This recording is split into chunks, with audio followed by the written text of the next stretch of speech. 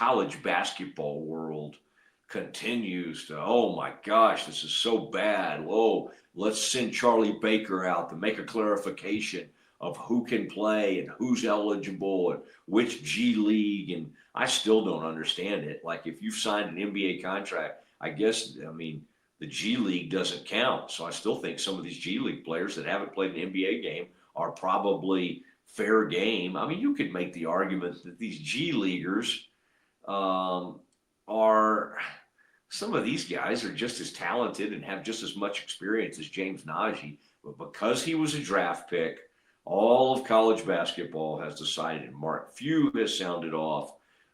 Rick Pitino has sounded off. Bruce Pearl, who doesn't even coach anymore, he's retired. He's sounded off. I mean, I find it amusing that all these people who were basically known as somewhat dirty, when I say somewhat, I mean just flat out dirty in college basketball, have now decided, oh my gosh, this is the tipping point. I want to let our folks hear, Scotty, John Calipari's rant from last night. This was the Kentucky basketball coach, and here's what he had to say about foreign players, about America. I thought I think he makes a couple of interesting points. So let's listen to John Calipari's rant, and then let's react to it. Give you this. Real simple. The rules bees the rules. So if you put your name in the draft, I don't care if you're from Russia and you stay in the draft, you can't play college basketball. Well, that's only for American kids. What? If your name is in that draft and you got drafted, you can't play because that's our rule. Yeah, but that's only for American kids. Okay. Okay, now, here's the next lawsuit. Well, we don't have a say over European players. You do if they're playing in college basketball. So that means you don't have a say over high school kids. So whatever a high school kid does before he comes here, don't you do one thing, because there's a suit.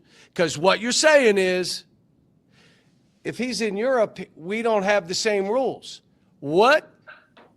If he puts his name in the draft, he can't go to college. He left his name in. Well, that's different because he's European. Okay, you're not doing anything with a high school player then. We don't have any jurisdiction over a high school player, do we? We don't. So when they come, you just got to say, all right, now they're here. The other thing, the eligibility, again, real simple. You got 5 years to play 4. If you stay at the same school 4 years, we'll give you a 5th year. If your coach leaves or is fired, you can transfer without penalty. You can do it once, and if the coach is fired or leaves, you could end up doing it twice. But after that, you got to sit out. You can transfer, but you got to sit out. Does anybody care what this is doing for 17 and 18-year-old American kids? Do you know what this opportunity has done for them and their families? There aren't going to be any high school kids. Who other than dumb people like me are going to recruit high school kids? I get so much satisfaction out of coaching young kids and seeing them grow and make it and their family life changes that I'm going to keep doing it. But why would anybody else, if you can get NBA players, G League players, guys that are 28 years old, guys from Europe, do we really know their transcript? Do we have somebody over there? Do we really know their birth certificate? Or don't we? And then, yeah, just there's no. Look, Tommy Izzo, Mark Few, there are a bunch of us that are just, we got no rules. Oh, look at Tommy Izzo, Mark Few, those of us who run college basketball. I love it. I mean, a man who was thought of one of the, I mean, he's been hated. He's had to vacate Final Four appearances with Marcus Camby and all the things that are around that recruitment. one of the dirtiest college coaches of all time.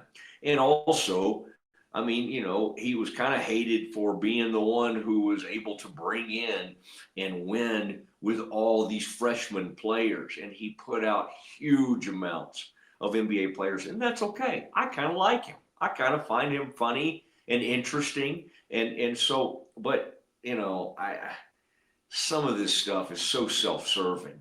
I'm John Calipari. I'm I'm one of the few people who wants to impact and change these kids' lives. Oh, coach, it wasn't about trying to win national titles. It wasn't about you trying to be the highest paid coach in college basketball for the past 20 to 25 years or 30 years, however long you've been doing it. Really? I kind of thought that had something to do with it. In Memphis, was it just about getting these kids? You just wanted to change their families' lives. So I'm fine with what he's done, and I admire his career to a certain extent.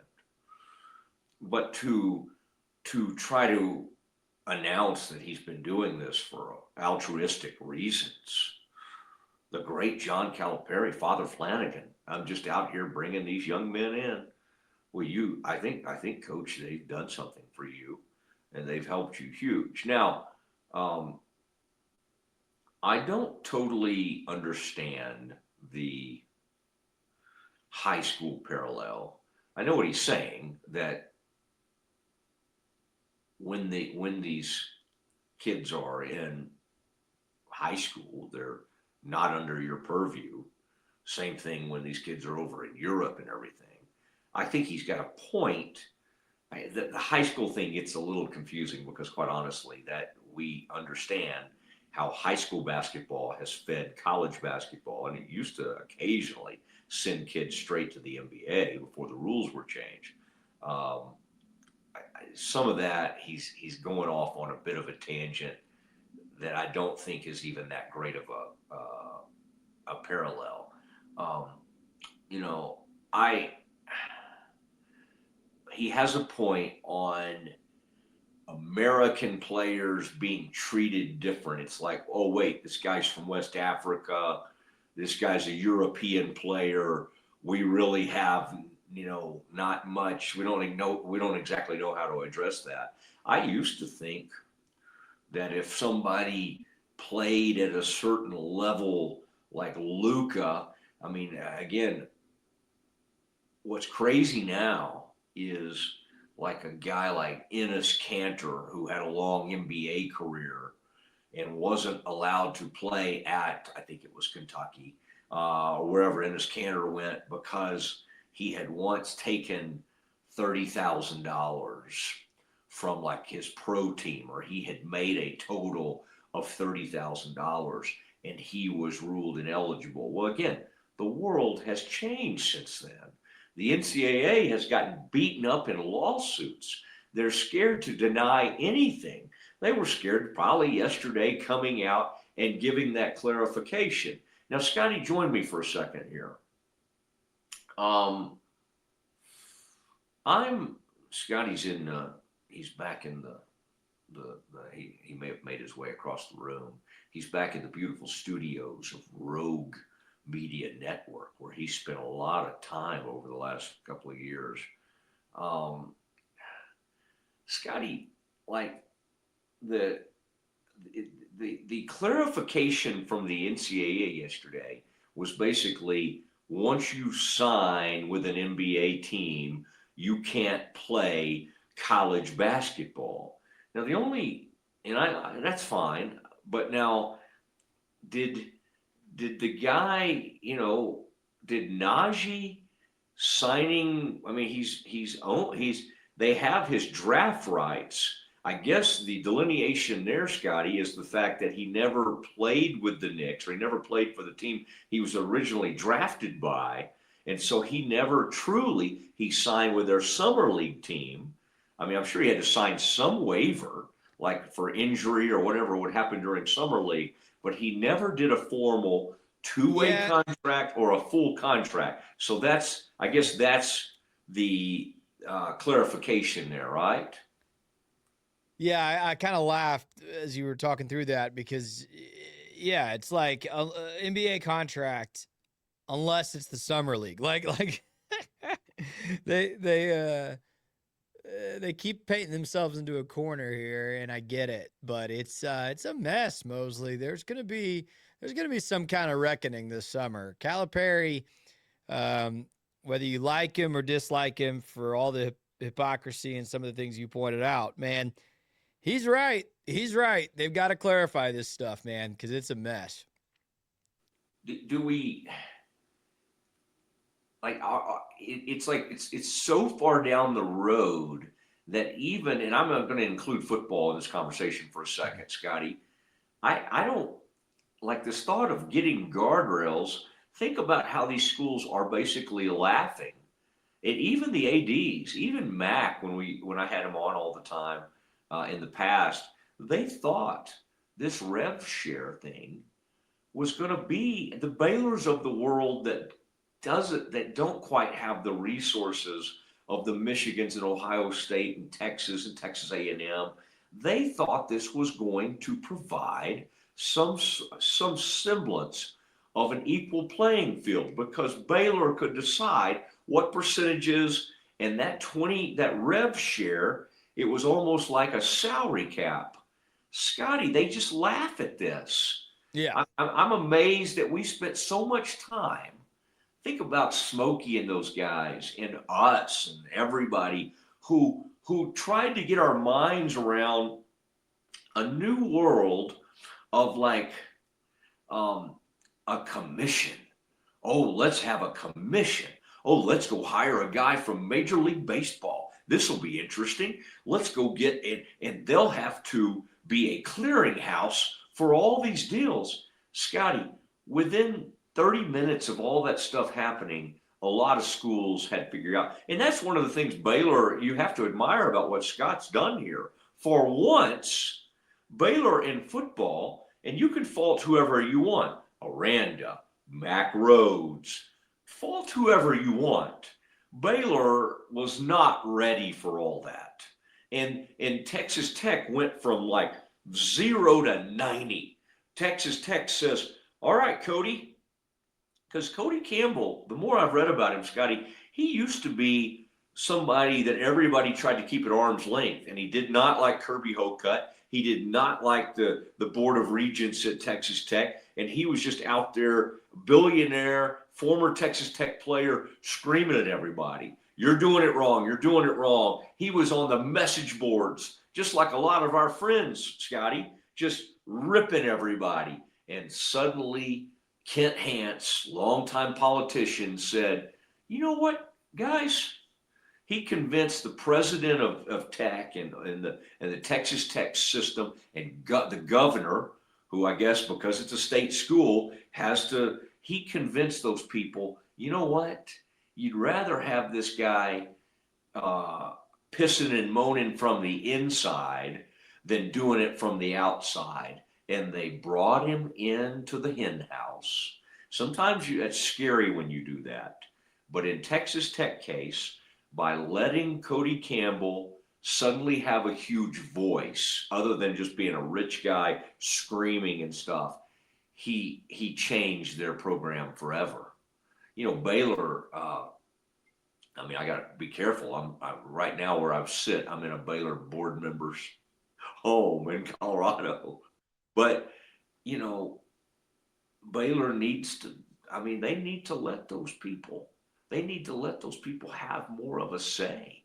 You have huge, big time, awesome, accomplished people in that room, and they need to start having more of a say. Baylor for too long has said, you know what, thank you, we'll have you vote on things, but our AD and our president will make all these decisions for you, and we'll come let you kind of think where we're leaning.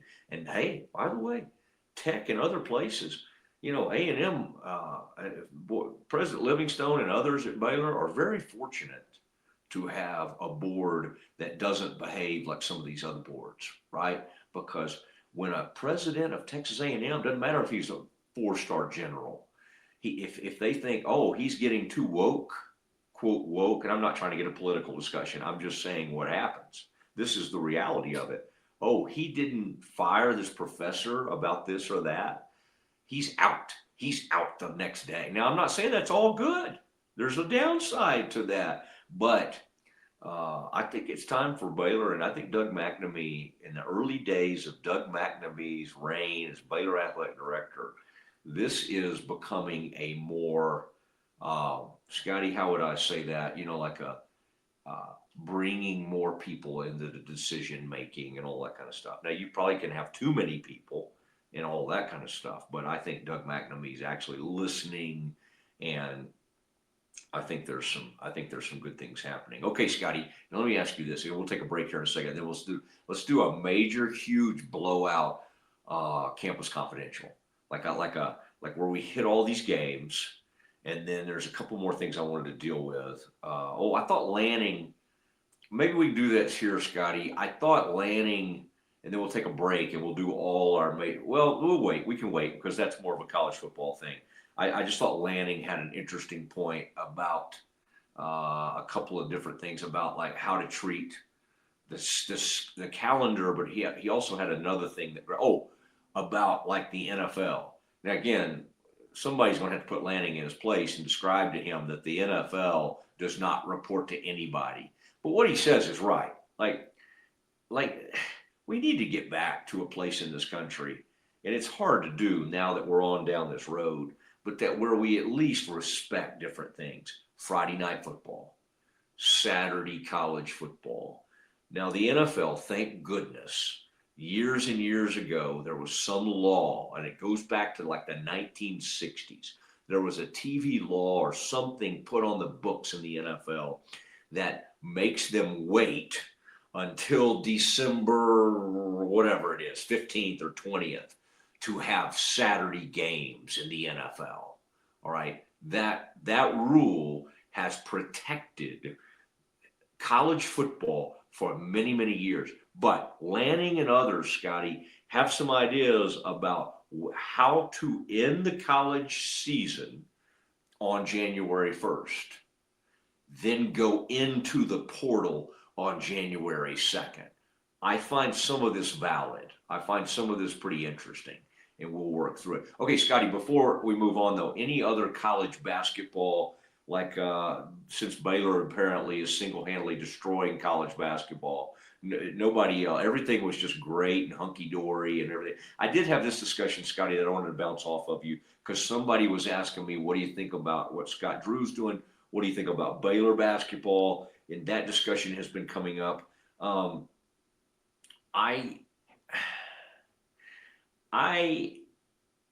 still think there's a discussion to be had on why was Kelvin Sampson, Baylor wins a national title, and by the way, Houston was in that Final Four in 2021. The next season, Baylor was again a number one seed. So let's not, anybody who tries to say Baylor fell off the map after that national championship, that's not accurate. The following season, they were like a number 2 or 3 seed, right? They did not like nosedive, but something has happened. Like something's not quite like with the program that was that awesome. And I don't know if it's, they don't have enough NIL money. I don't know if it's decision making. What I'm trying to wonder is why is Kelvin Sampson, why has he kind of run laps around everybody in this conference, including Bill Self, including the great Bill Self? I do not want to make this about just about Scott Drew, but why is the University of Houston, somebody goes, well, maybe they have more NIL money. Huh? You think the University of Houston is down there just outpacing everybody in NIL money? Leave Baylor out of it for a minute. You think Villanova, Gonzaga, all the great, unbelievable basketball programs, you think Houston is just beating the dog out of them at NIL? So anyway, Scotty, I've had some random thoughts about why Baylor feels like it's been on a little bit of a downturn in a sport we've been great in, And why are all these other schools like Arizona, BYU? Is it just straight up money? Yes. Yes, in I my don't think opinion, it's yes. It's about just that with. I don't think it's about that with Houston. I don't think it's fair to say it's about. Baylor doesn't have a Tillman Fertitta. Like we don't. We don't have that guy. And what I resonate with, Matt, is I don't understand. I think Kelvin Sampson's an all-time great coach, but I don't understand why he is kind of now seen as the czar of the Big 12 when you've got multiple other coaches in the conference like Bill Self and Scott Drew who've won national titles at their current school. So I don't understand the deference to Sampson as like the best coach in the league. But as far as the money goes, Matt, yes, BYU has more money than Baylor by a lot at the moment. They're paying AJ DeBonsa like $7 million this year. Baylor can't do that right now with any basketball players, right? So BYU, it's definitely the money. Arizona, it's probably the money.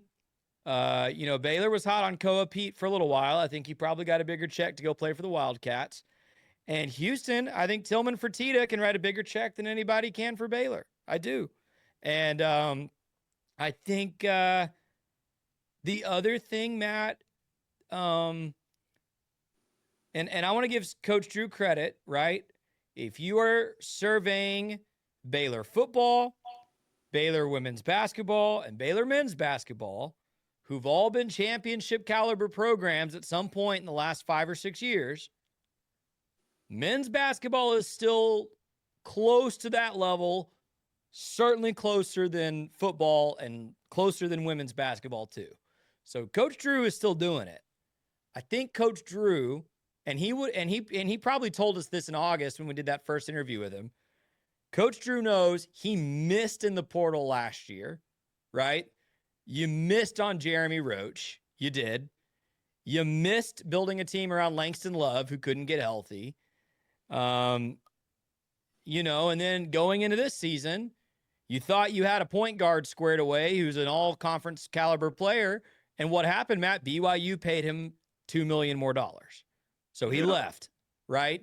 So I think Drew has had a couple of misses in the portal, and I'm not necessarily saying that is like an egregious talent evaluation problem with Scott Drew. I think there's been some misses for the last couple years. I think Baylor basketball, like everything else, is figuring out what kind of resources do we have? Who can we actually go get in a portal? Who's actually of value? I think he got a huge win with this James Najee thing. I think that's good. That's a tremendous bounce back as far as how to use the current rules and things. Okay. We'll see. Yeah. And I think this group he's brought in, completely building this roster from zero from last season, he's done a really nice job. But I talked about it Monday. What Coach Drew needs to continue to develop that he can tout over maybe anybody in the conference except like a Bill Self is if you come play for me, and if you give me more than a season, if you can commit to a 2-3 year process at Baylor, I can prepare you to play in the NBA better than almost any coach in America. He's got the track record now that says he can do that. He's got the draft capital in the last 5-6 years that says he can do that. He's got the NBA players' sons in this class and the next class that clearly also believe that. A Cameron Carr, who was a projected late second round pick, maybe vaulting himself into the lottery this season, is going to continue to add to that reputation for Scott Drew. He's got to find a way to retain some of this developmental talent and go snag a couple studs out of the portal every year. And I think he's really close to solving that puzzle. And I think as soon as he figures out how to do that at Baylor, we're going to be right up there with those other guys again. I think so. I'm an optimist, right? I believe in I just think I appreciate that optimism. I don't think they're close. I think they're I think what Tech is doing, and I don't think it's fair to say Kelvin. I don't think that's Tillman. I think these two one and dones, they might have just finally brought in some one and dones this year. Those kids are awesome, so I'll totally give you that.